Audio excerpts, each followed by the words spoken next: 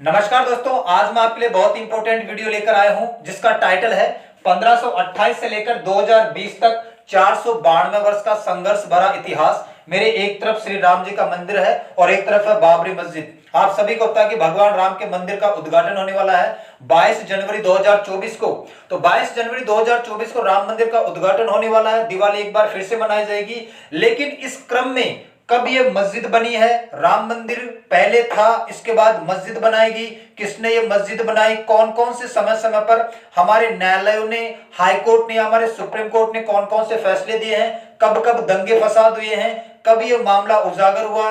आज के टाइम पे इसकी क्या अहमियत है? उन सभी बातों पर हम चर्चा करेंगे कि 1528 से लेकर 2020 तक 5 अगस्त 2020 को हमारे प्रधानमंत्री ने भूमि पूजन किया था और 22 जनवरी 2024 को राम मंदिर का उद्घाटन करने वाले हैं। तो बहुत ही डिटेल में हर एक चीज को, हर एक डेट को समझते हुए आगे बढ़ेंगे कि कब कब कौन कौन सी घटनाएं हुई है, कब कब फैसले आए हैं, कब कब दंगे फसाद हुए हैं, सुप्रीम कोर्ट ने कब कब फैसले दिए हैं और उसके बाद में किन जजों ने फैसला सुनाया है।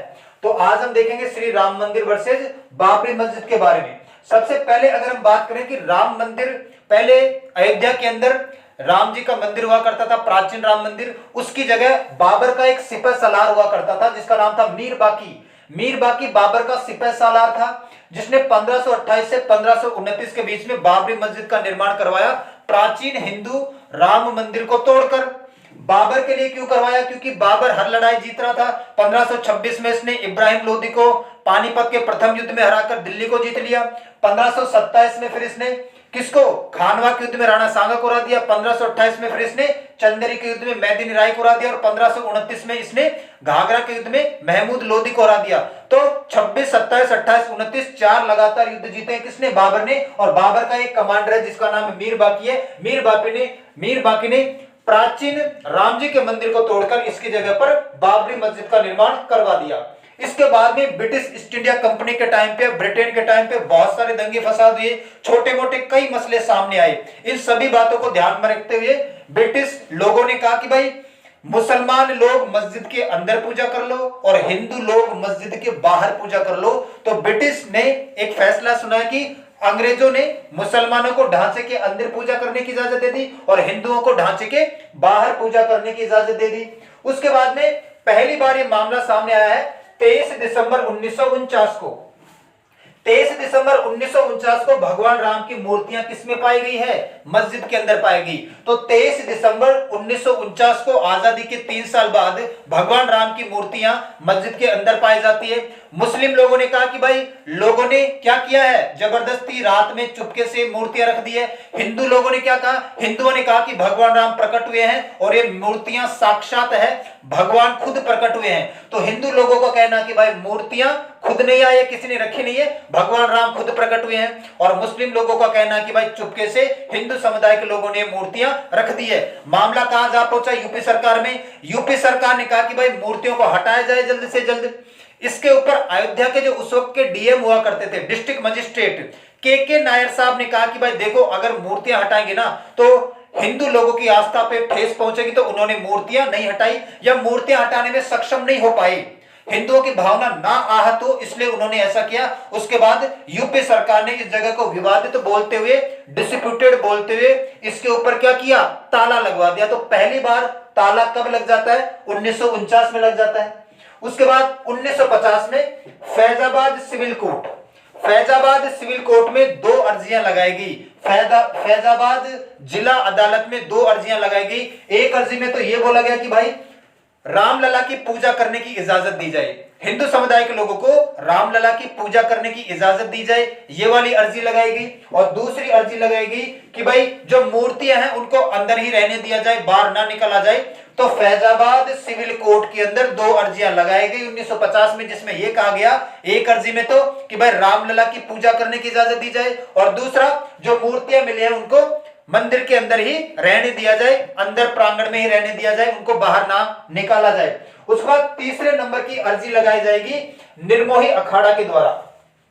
पहली बार कोई हिंदू संगठन या किसी हिंदू समुदाय ने इस बात को क्लेम किया कि भाई हम राम मंदिर को क्लेम करते हैं, राम मंदिर की जो भूमि है, राम मंदिर का जो एरिया है वो हमारा है।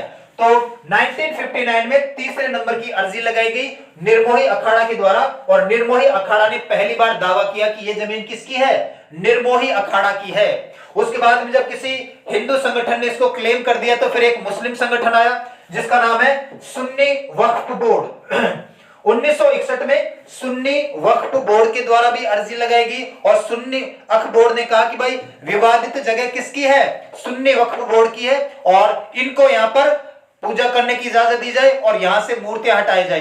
तो 1961 में सुन्नी वक्फ बोर्ड के द्वारा एक अर्जी लगाई गई और यह कहा गया कि भाई विवादित जमीन इनकी है और इनको पूजा करने की इजाजत दी जाए, प्लस मंदिर के अंदर से या उस जगह से जो राम भगवान की मूर्ति है उनको बाहर निकाला जाए।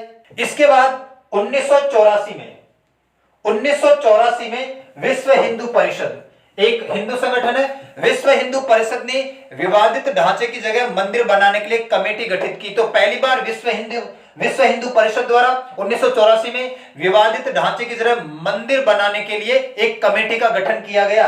उसके बाद 1986 आता है। 1986 में एक यूसी पांडे नाम के इंसान है, यूसी पांडे ने फैजाबाद के जिला न्यायालय में एक अर्जी लगाई और उस अर्जी को सुनते हुए फैजाबाद जिला अदालत ने एक फैसला सुनाया 1 फरवरी 1986 को। 1 फरवरी 1986 को हिंदुओं को पूजा करने की इजाजत दे दी गई और ताला हटाने का आदेश दे दिया गया।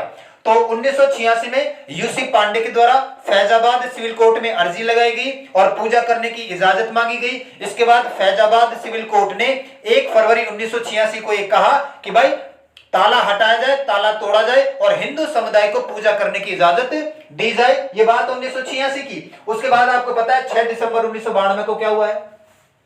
6 दिसंबर 1992 को विश्व हिंदू परिषद और शिवसेना, विश्व हिंदू परिषद और शिवसेना के लाखों कार्यकर्ता कहां पर पहुंचे, अयोध्या पहुंचे और अयोध्या में बाबरी मस्जिद को तहस नहस कर दिया, विवादित ढांचे को तोड़ फोड़ दिया। क्या तो जो बाबरी मस्जिद का ढांचा था, ऊपर के जो गुंबद वगैरह थे, बाबरी मस्जिद में 3 गुंबद है, तीनों गुंबदों को ऊपर से तोड़ दिया गया, ढांचे को तहस नहस कर दिया गया। उसके बाद देश भर में सांप्रदायिक दंगे हुए, कम्युनल राइट्स हुए, हिंदू और मुस्लिम आपस में लड़ने झगड़ने लग गए और 2000 से ज्यादा लोगों की जान गई है। तो 6 दिसंबर 1992 को विश्व हिंदू परिषद और शिवसेना के लाखों कार्यकर्ता कहां पर पहुंचे, अयोध्या में। अयोध्या में बाबरी मस्जिद को ढा दिया गया, नष्ट कर दिया गया। उसके बाद सांप्रदायिक दंगे हुए और उसमें 2000 से ज्यादा लोगों की मृत्यु हुई है। ये 12वें की बात है। उसके बाद 2002 गोधरा कांड, गुजरात से एक ट्रेन विश्व हिंदू परिषद के कुछ कार्यकर्ताओं को लेकर और शिवसेना के कुछ कार्यकर्ताओं को लेकर 2002 में गोधरा नाम की जगह से ट्रेन गुजर रही थी और यहां पर कुछ असामाजिक तत्वों ने, या ऐसा क्लेम करते हैं कि मुस्लिम संप्रदाय के कुछ लोगों ने पूरी की पूरी ट्रेन को आग के हवाले कर दिया। तो जब ट्रेन को आग के हवाले कर दिया तो 58 से ज्यादा लोगों की मृत्यु हो गई और फिर दंगे फसाद हुए, आपस में सांप्रदायिक दंगे फिर 2002 में हुए और 2000 से ज्यादा लोगों की फिर से मृत्यु हुई है। तो 2002 में गोधरा कांड हुआ है, गुजरात में यह जगह है। विश्व हिंदू परिषद और शिवसेना के कार्यकर्ताओं को ट्रेन लेके अयोध्या जा रहे थे, यहां पर कुछ लोगों ने इसमें आग लगा दी है और आग लगाने की वजह से 58 से ज्यादा लोगों की मृत्यु हो चुकी है और फिर से सांप्रदायिक दंगे फसाद हुए और 2000 से ज्यादा लोगों की मृत्यु हो गई है। उसके बाद 2010 का समय आता है। 2010 में इलाहाबाद हाईकोर्ट, उत्तर प्रदेश का जो हाईकोर्ट है जिसको इलाहाबाद हाईकोर्ट कहते हैं, इलाहाबाद हाईकोर्ट ने जमीन को 3 हिस्सों में बराबर बांट दिया। एक हिस्सा किसको दिया गया, रामलला को, भगवान राम को रामलला विराजमान किए जाएंगे। एक हिस्सा किसको दिया, निर्मोही अखाड़ा को, जिसमें अर्जी लगाकर एक क्लेम किया था कि ये जगह हमारी है। और एक हिस्सा किसको दिया गया, सुन्नी वक्फ बोर्ड को।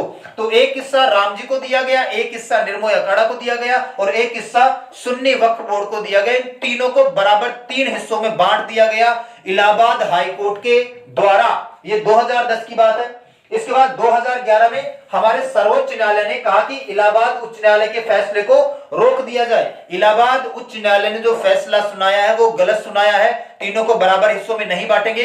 तो 2011 में वो जो 2010 का इलाहाबाद हाईकोर्ट का फैसला था उसको रोक दिया गया। सुप्रीम कोर्ट ने उस पर रोक लगा दी कि यह फैसला बिल्कुल गलत किया गया है। उसके बाद 2017 आता है और 2017 में उच्च न्यायालय ने कहा कि भाई आउट ऑफ कोर्ट सेटलमेंट क्यों नहीं कर लेते तुम।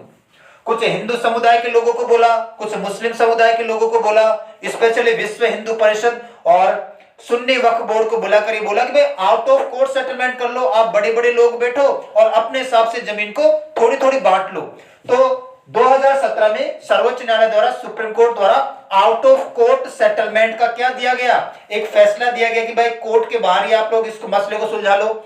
इसके अलावा 2017 में ही बीजेपी के जो बड़े बड़े नेता थे जिनके ऊपर बाबरी मस्जिद को तोड़ने का या इनके ऊपर जो केस वेस चल रहे थे, उन सभी केसों को भी खारिज कर दिया गया है। तो 2017 में सुप्रीम कोर्ट ने आउट ऑफ कोर्ट सेटलमेंट करने का आह्वान किया और यह कहा कि भाई बीजेपी के जो शीर्ष नेता हैं उनके ऊपर से सभी केसों को हम रद्द करते हैं।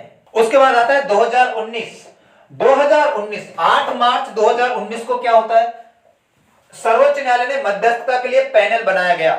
सर्वोच्च न्यायालय ने एक पैनल गठित करने का आह्वान किया कि भाई एक पैनल बना लो, एक कमेटी बना लो, हिंदू लोग भी होने चाहिए, मुस्लिम लोग भी होने चाहिए, और ये पैनल 8 सप्ताह का टाइम है, 8 सप्ताह के अंदर अंदर अपनी रिपोर्ट पेश करे सर्वोच्च न्यायालय में। तो 8 मार्च 2019 में सर्वोच्च न्यायालय के आदेश पर एक पैनल बनाया गया, एक कमेटी बनाई गई जिसका काम यह कि ये इस मसले को सुलझाए।